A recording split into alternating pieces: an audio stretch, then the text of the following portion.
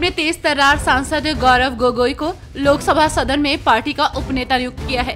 Party ने इसको लेकर लोकसभा अध्यक्ष को पत्र लिखकर जानकारी दी है। गौरव गोगोई असम की जोरहाट सीट से लोकसभा सांसद हैं। उन्होंने भारी अंतर से चुनाव जीता है। आपको बता दें कि गौरव गोगोई कई बार कांग्रेस की तरफ से संसद में पार्टी की तरफ से बहसों में शामिल होते हैं। बिहार में लोकसभा चुनाव में उतरे विधायकों में से 4 ने जीत हासिल कर विधायक पद छोड़ दिया है।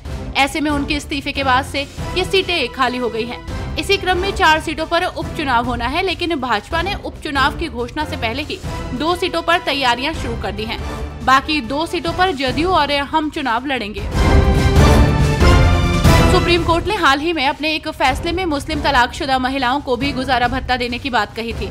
अब उस निर्णय के खिलाफ मुस्लिम पर्सनल लॉ बोर्ड ने आज एक बैठक बुलाई है, जिसमें देश भर के 50 से अधिक धार्मिक गुरु और कानून को जानने वाले शामिल होंगे।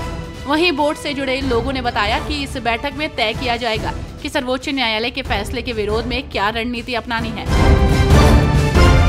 कांग्रेस के हरियाणा मांगे हिसाब को खारिज करते हुए केंद्रीय मंत्री मनोहर लाल ने कहा कि प्रदेश में जब भी कांग्रेस ने कहा, हमने तभी साथ के साथ हिसाब दिया। कांग्रेस को अगर वास्तव में हिसाब चाहिए तो पहले उन राज्यों में जाकर हिसाब लें जहां कांग्रेस की सरकारें हैं। पड़ोसी राज्य पंजाब को कांग्रेस सरकार ने डुबोया। अखिल भारतीय कांग्रेस कमेटी की महासचिव और सांसद शैलजा कुमारी का उत्तराखंड में कद बढ़ गया है। उत्तराखंड में कांग्रेस को 2 विधानसभा सीटें मिली हैं। कुमारी शैलजा उत्तराखंड की कांग्रेस प्रभारी हैं। इससे उनका कद बढ़ गया है। तो वहीं शैलजा ने हरियाणा के कांग्रेस नेताओं को भी एकजुटता का संदेश दिया। उन्होंने कहा कि उत्तराखंड में जनता को कांग्रेस पर भरोसा है। राज्य में आरएसएस की 3 दिवसीय बैठक चल रही है। प्रांत प्रचारक की बैठक के दूसरे दिन कई अहम विषयों पर चर्चा हुई। इस दौरान देश की सभी अभावग्रस्त बस्तियों में सेवा कार्य प्रारंभ करने का निर्णय लिया गया। आरएसएस की बैठक रांची के सरला बिरला विश्वविद्यालय परिसर में चल रही है। देश की वर्तमान परिस्थिति पर भी बैठक में चर्चा हुई। उत्तराखंड में बीजेपी अपनी कार्य समिति की बैठक करने वाली है।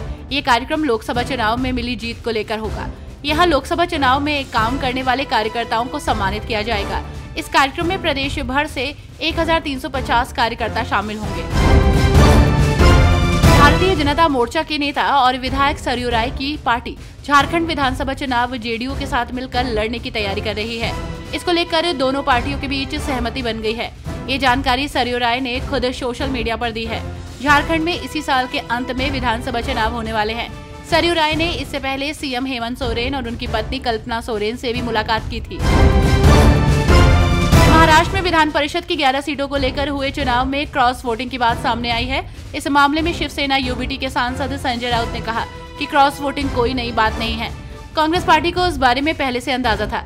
2 साल पहले जब एमएलसी के चुनाव हुए तब भी इन्हीं लोगों ने कांग्रेस के अधिकृत उम्मीदवार चंद्रकांत हंडारे जी को हराया। ये लोग टेक्निकली पार्टी में हैं, लेकिन ऐसा मेरा अनुभव है कि ये पार्टी में नहीं है। मध्य प्रदेश हाईकोर्ट के पूर्व जस्टिस रोहित आर्या ने बीजेपी ज्वाइन कर ली है। बीजेपी के विधि प्रकोष्ठ द्वारा आयोजित कार्यक्रम की एक तस्वीर सामने आई है, जिसमें पूर्व जस्टिस आर्या भी मंच पर नजर आ रहे हैं। जस्टिस आर्या 3 महीने पहले ही सेवानिवृत्त हुए हैं। बीजेपी के मध्य प्रदेश इकाई के अध्यक्ष राघवेंद्र शर्मा ने भोपाल स्थित पार्टी कार्यालय में एक कार्यक्रम के दौरान उन्हें सदस्यता दिलाई।